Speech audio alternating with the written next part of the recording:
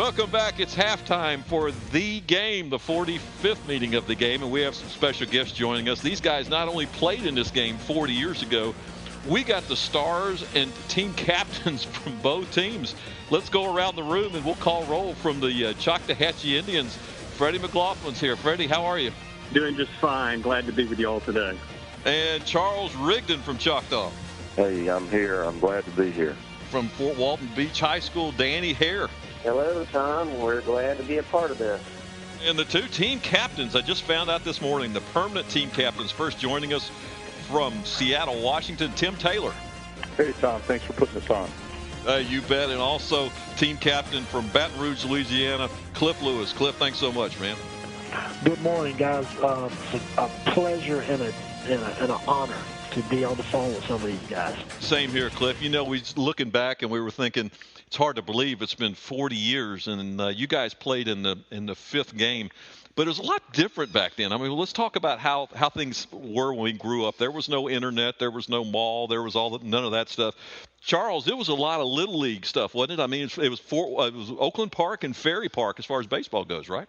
Yeah, that's correct, Tom. You know, I had a different perspective because I grew up on the Fort Walton Beach side. You know, I went to Edwin's from the 1st to the 5th grade, and then we moved over to the Choctawhatchee side of town. And so all of a sudden, all these childhood friends of mine that I'd played baseball with and football with and basketball with was on the other side. You know, Freddie and I went to Meg's and Tim and Kenny Rogers and Damon McDaniel and Carl Gussman and all those guys that I'd grown up around, Greg Veazey, they all were on the other side. And so, you know, it was a unique experience because, you know, we all knew each other. You know, we had history together. We played baseball and, you know, I was sitting there reading something. I was over at my dad's house and found some old clippings, and, you know, Ron Balicki used to write the big article about the game that week, and he would highlight the players, and then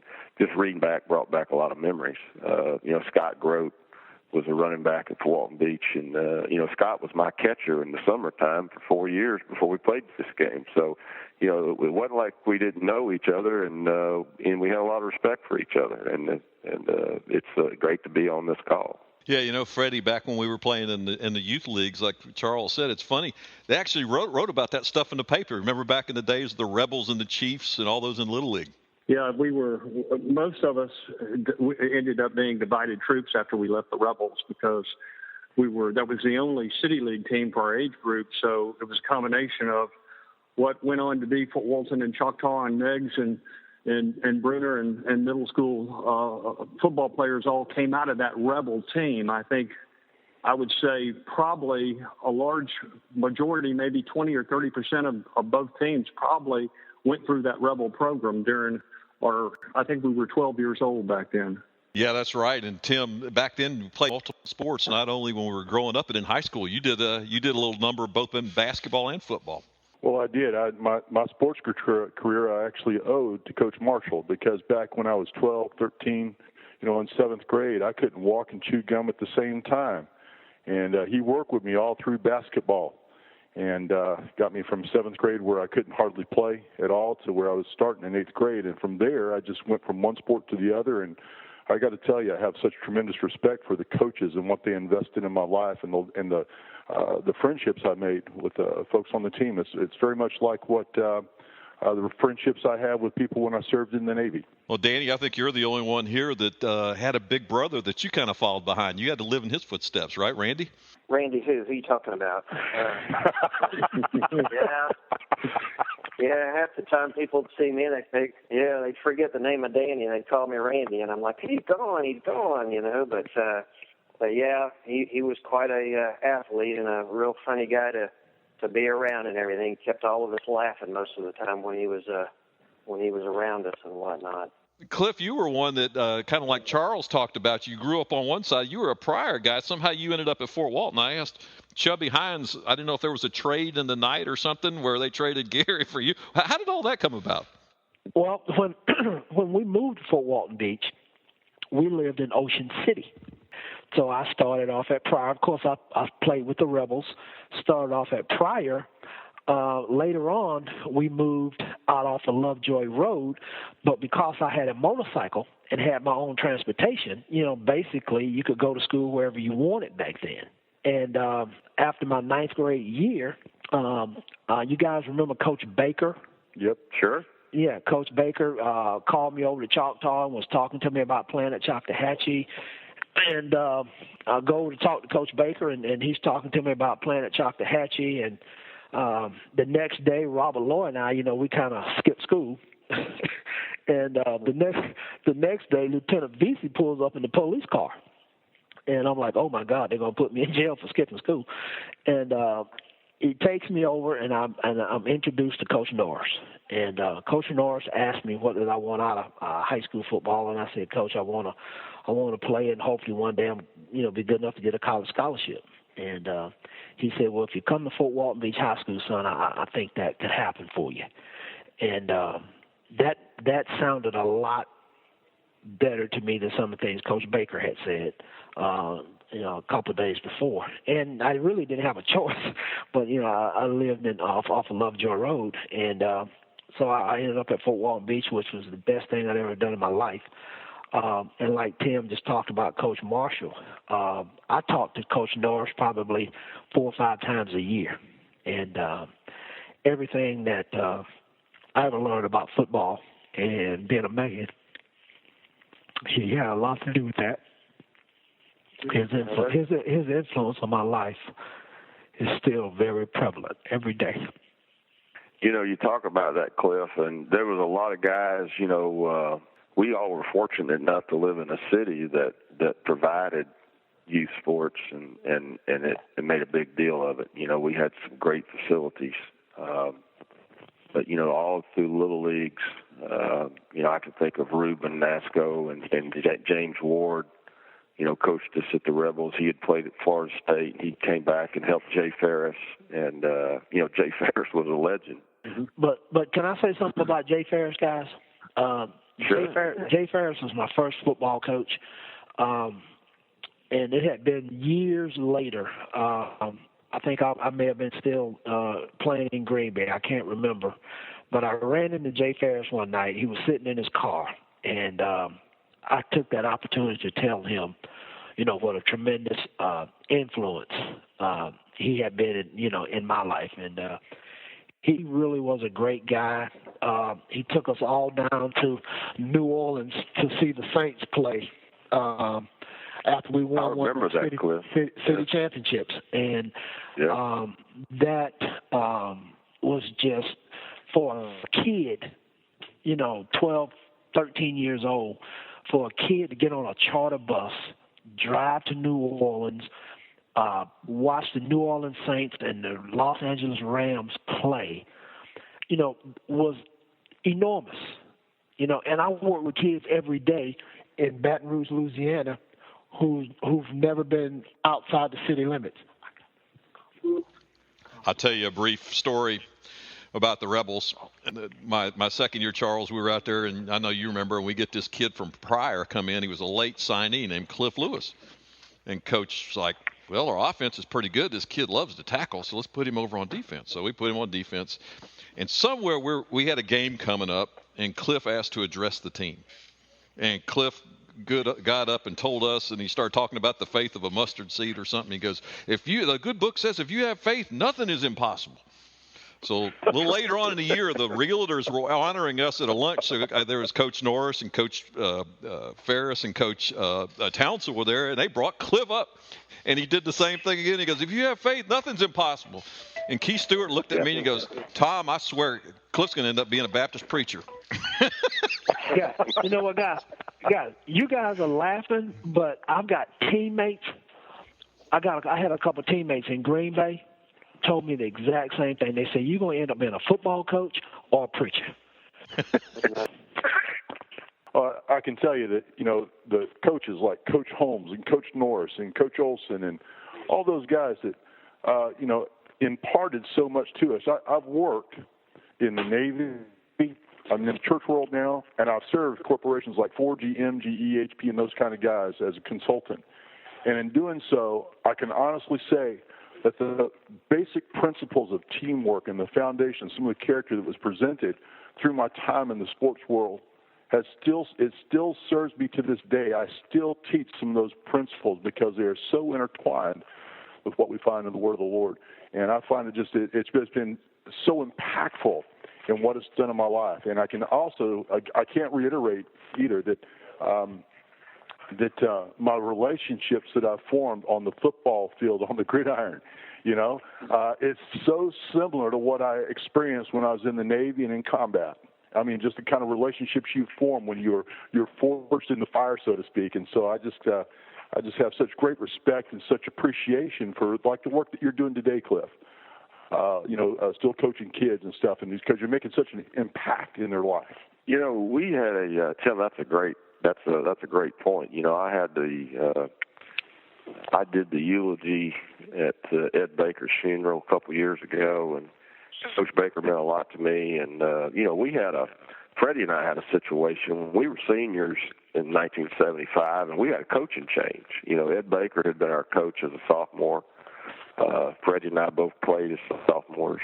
I know this particular game was our third Fort Meade Choctawhatchee game, as I know all of them were for you guys too. But Ed Baker and Sid Neighbors and John Melton and Bobby Walton and Lionel Fayard had been staff at Choctawhatchee all those years, and then all of a sudden we go 8-2, and Coach Baker gets fired. I mean, when you really think about it, in today's world, you got coaches that are going 3-7 5 years in a row, and they don't ever say a word to them. But back in those days, in 2 years, I think he went 14-6 and got fired. So they brought in a new staff when Fred and I were seniors, and so it was kind of turned our world upside down. But guys, you have coaches now who aren't cut from the same metal as those kind of guys were. And people like Ed Baker, Chester Norris, and those people, if they got crossways with the administration, then, they didn't back down. And I remember Wyman Townsend, Ed Baker, Chester Norris, Phil Brogdon, those kind of guys were cut from a different mold. Remember that spring when Coach Norris started giving us 2 water breaks? And we were all afraid to go to the second water break because we thought it was a trick. Yeah. And I'm like, everybody looking at each other like, I ain't going over there. I ain't going over there. And he took it. He basically, it was out of character for him because he kind of like took it easy on us that spring. Choctaw scored 14 on us in the Jamboree. Niceville scored 14 on us in the Jamboree. He took us over behind Bruner that next week, and it was the worst week of football in my life. I thought he was going to kill us. Yeah. I remember waking up after practice, one of those 2-a-days, waking up, and I literally had not moved the whole night long. The way I fell asleep, I woke up, boy, I was so sore the next morning. We were lucky to grow up in an era where we had a lot of good, strong Christian foundation men in our community that took time to spend time with us. I'd like to take a second to give a little bit of thanks to a guy who I always thought had an infectious personality, who was an integral part of attracting all these great coaches to Okaloosa County. He's having some health issues right now, and he's been on my mind. And the guy who helped, I think, bring a lot of these great men into our life was Houston Harrison, our athletic director. Yeah, that's exactly right, Fred. Amen. Big cat. Well, guys, let's talk a little bit about the big game. Go ahead, jump in there. Hey, I tell you what, one of the things that I notice when I go to the recent games is, I guess because we had such famous players like Cliff and Charles and Tim and Danny, we used to pack the stadium with 14,000 people. We'd have people in the end zones.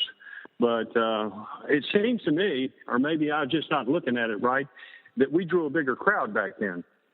Oh, no doubt. Yeah. 4 years before you guys played this game, Fort Walton and Choctaw had never played each other, before that. And now it's like it's a normal everyday occurrence. Danny, it's your senior year. It's the last time you're going to put on pads. What did that game mean to you? Well, Well, I mean, the biggest thing, it really wasn't something that you were thinking about. Gee, this is the last year, you know. You just focused on, you know, getting out there and playing your best, and it was just two really, really good defenses going against each other, and you know, everybody was obviously playing real hard because Choctaw's defense was doing about as good as Fort Walton's defense and whatnot. So it was pretty intense football game and whatnot if you look at it from a defense standpoint. I was sitting out there playing, you know, I was a cornerback, and you know, I know as a senior in high school, you probably think, you know, a junior or a sophomore, they're not nearly as good athletes as we seniors are. And I went up there to play against Choctaw and everything, and they had a sophomore running back. I don't remember his name. Was it Barry or somebody? James Berry. James Berry. Yeah. He was running a sweep a couple of times, and I came up there, and he faked me out twice and everything. And I was thinking, man, if they ran a sweep on Danny Hare's side a little bit more often, they might have won that ball. he was pretty tough. I said, okay, these young kids can outdo the seniors sometimes and everything. But it was it had some good athletes out there. Hey, Tim, going into that game, both teams were 7-2. Choctaw had 4 shutouts. Fort Walton was 7-2 and it had 6 shutouts. Between you and Cliff, what was in the magic over there? Do you know? We just had an incredible team. I mean, we weren't the largest team by any means, but it really went back to the issue of heart. And I can't help but go back to the things you were talking about with the coaches and what they instilled. Because just the principles of teamwork that they instilled into us, plus conditioning. They really focused on that, and so it was a heart issue, it was a pride issue. Yeah, and I'll tell you, one of the reasons I think we had those shutouts. First of all, no one ever got outside of the team, and you had Jack Smith, Bill Ramaka, and Willie Saltier inside. And you didn't run up in there. I mean, because if you got through, you met Cliff. Yeah, that's right. Well, yeah. Thanks, guys. But I mean, guys. I know we're talking about Choctaw Fort Walton game, but I've never in my life seen a penalty called on a defensive lineman for a threatening stance. You guys remember that? We were playing Godby. Yeah. Bill Ramaka was bringing the forearm from like parallel. I mean, he was just rocking that center from Godby, and they called a penalty for a threatening stance. Yeah. You know, we just had guys who love to play football. Yep. We had guys who love to play football. Hey, Freddie, let me ask you this: if you were going to go talk to the seniors at Choctaw before this game when they play, what would you tell them? You know, I would tell them to, most and foremost, make a great memory because you're going to have a good time. You know, to be loose, to let it all go, to give 110%, and to have a great time every second, every play, the entire game. Have fun. And sometimes, you know, I look back and some of the coaches that coached us, we were always real serious and about business, but Cliff will tell you when we got over to Southern Miss and played together, if we weren't trying to break the door down, we were having a ton of fun on the field. And we found that when you had fun, you won. The wins came. And so, you know, you can't teach them the X or the O's. There's nothing left to do but go have fun and win a game. Tim, let me lob this out to you as we put a ribbon on this package and close it up. A man of the cloth, looking back 40 years. Just your words of wisdom for the young men that are playing and the people that are listening about this great rivalry. Well, I would say I would go back to what Cliff said earlier.